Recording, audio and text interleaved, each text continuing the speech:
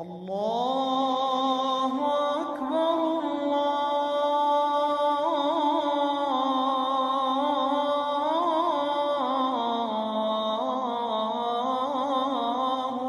Assalamualaikum warahmatullahi wabarakatuh. Ahlan wa sahlan, marhaban. Jumpa lagi bareng saya Hidayah Pencurer. Apa kabar kalian? Semoga baik-baik saja. Alhamdulillah. Kembali kabar bahagia dengan pengumuman pemerintah yang akan membuka Masjid Nabawi di Madinah untuk umum. Lalu bagaimana dengan Masjidil Haram di Makkah Al-Mukarramah? Sebelum lanjut ke video ini, saya mohon dukungannya dengan cara like, subscribe bagi yang belum, dan share ke sosial media kalian. Syukron. Sebelumnya, pemerintah Arab Saudi telah memberikan kebijakan terbaru untuk dibukanya semua masjid di Arab Saudi, kecuali Masjidil Haram dan Masjid Nabawi. Namun kemarin pagi atas persetujuan Raja Salman bin Abdul Aziz, mulai hari ini 8 Syawal, Masjid Nabawi di Madinah dipersilahkan dibuka untuk umum. Alhamdulillah, gemetar dan sedih tapi bahagia mendengarnya. Menuju new normal. Setelah ditangguhkannya Masjid Nabawi selama beberapa pekan, kini dibuka kembali, namun tetap dengan beberapa protokol yang diperhatikan. Mengingat penularan COVID-19 di Arab Saudi masih ada tambahan. Seperti dilansir dari akun resminya pengurus Haramain. Ar-Raisul 'Am ya'tamidu khittatal wakalah fil fasid tadrijiyyi lil Masjidin Nabawi fi dhillil ijra'atil ihtiraziyya i'tibaran min yaumil ahad 18/1441 Hijriah.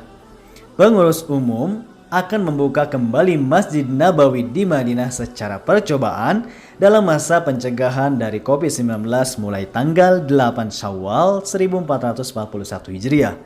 Namun ada beberapa protokol yang mesti diperhatikan. Di antaranya, iktisaru fathil Masjidin Nabawi ala tawassuat was sahat faqat dunal haramil qadim mastimrari talik dukhul li raudatis syarif. Dengan dibukanya Masjid Nabawi di Madinah akan hanya ada beberapa area yang akan dibuka untuk umum saja. Sementara untuk Raudatus Syarif atau makam Rasulullah SAW masih tetap ditutup. Tamfiju dukhulil musalliyin lil Masjidin Nabawi bima la yazidu an arba'ina bimia minat taghatil isti'abiyah.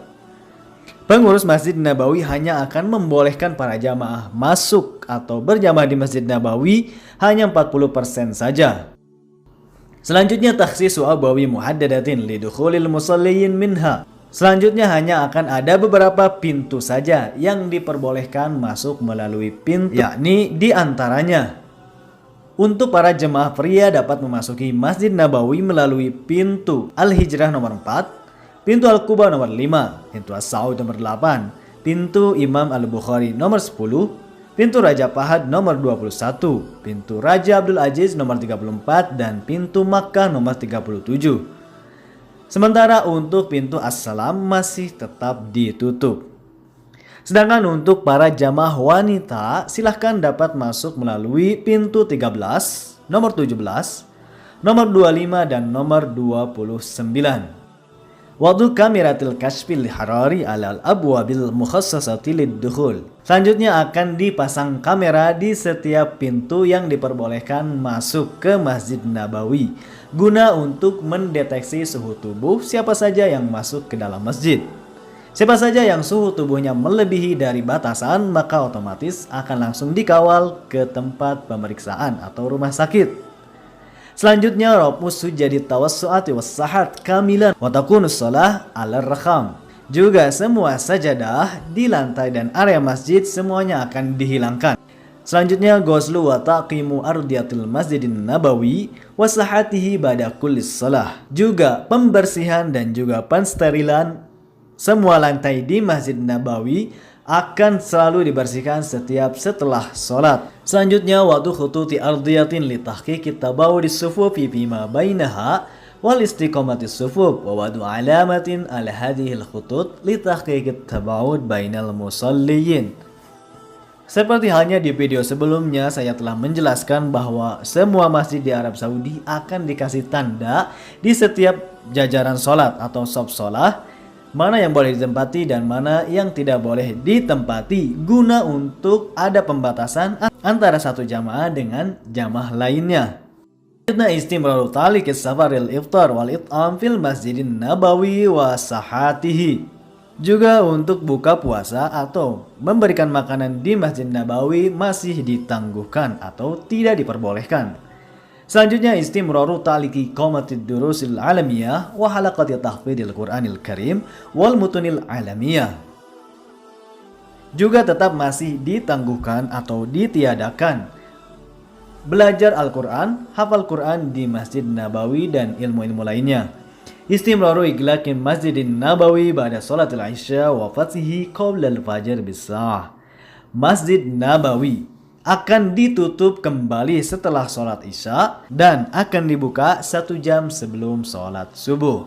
Jadi untuk kalian yang mau Masjid Nabawi, harap perhatikan waktu yang telah ditentukan oleh pengurus masjid. Dan masih banyak lagi protokol dan prosedur yang mesti diperhatikan. Kalian bisa menyimaknya di akun resminya Masjidil Haramain, yakni Masjidil Haram dan Masjid Nabawi. Sementara itu, pemerintah Arab Saudi juga menghimbau bagi semua warganya atau warga mukimin, yakni yang tinggal di Arab Saudi, dalam menjelang kehidupan normal yang baru di Arab Saudi akan ada ancaman denda terbaru.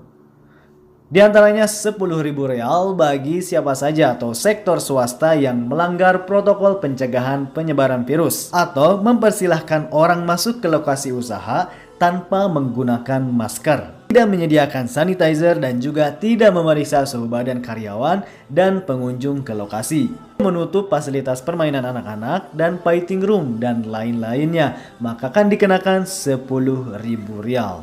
Selanjutnya juga pemerintah menghimbau bagi siapa saja yang akan melanggar protokol pencegahan dari penyebaran virus corona, diantaranya tidak menggunakan masker saat keluar rumah, tidak melakukan pembatasan sosial atau menolak diperiksa suhu badannya, tidak melakukan karantina saat didapati suhu badan yang melebihi 38 derajat Celcius, hukumannya dilipat gandakan jika mengulangi pelanggaran kembali. Saya himbau khususnya bagi warga negara Indonesia agar jika mau keluar rumah harus memakai masker.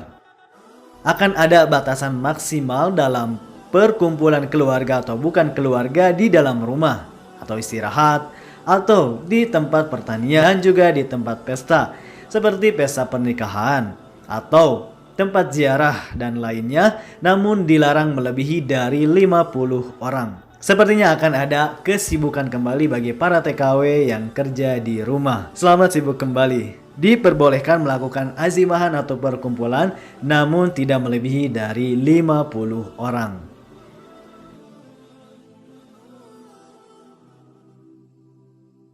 Sedangkan untuk data COVID-19 di Arab Saudi, per tanggal 30 Mei sebanyak 1.618 kasus baru, diantaranya 679 Riyadh, 247 Jeddah, 105 Makkah, 101 Al-Hufub, 84 Ad-Damam, 64 Al-Khabar, 45 Madinah, 33 Buraidah, 25 Al-Qatif, 24 Dhaharon, 19 Al-Jubail, 14 Al-Maddah, 13 dari Taif, 12 Ras Tanura, 12 Tabuk, 10 Al-Bakiriyah, 9 Al-Jafar, 8 Ha'il, 7 Jazan, 6 Yambu, 6 Khamis Musyait, 6 Bes, 5 Mahail Asir, 5 Syarurah, 4 Sabwa, 4 Hafrul Batin, 4 Rabik, 4 dari Najron, 3 dari Sakaka, 3 Al-Moya, 3 Ad-Dawadmi, 3 Wadi Dawasir, 2 Al-Barjusi, 2 Al-Bada'i, 2 Uyun Al-Jawa, 2 As-Sahan, 2 Al-Mujaridah, 2 An-Namas, 2 Dhaharanul Janub, 2 Baqik, 2 Al-Aridah, 2 Ar'ar, 2 Afif, 2 Al-Kharij, 2 Harimla, 1 Ar-Ras, 1 Unaizah,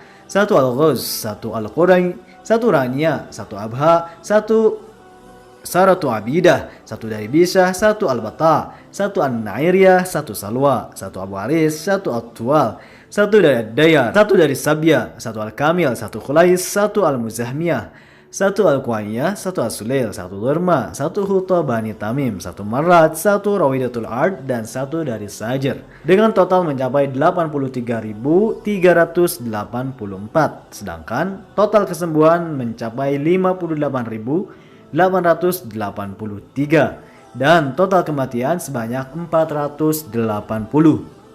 Untuk data COVID-19 di Indonesia pertanggal 30 Mei sebanyak 557 per hari dengan total 25.773. Sedangkan untuk kesembuhan sebanyak 7.015 dan total meninggal dunia sebanyak 1.573. Sekali lagi, new normal dengan hati-hati. Saya Ida Pencurer dari Arab Saudi melaporkan. Wassalamualaikum.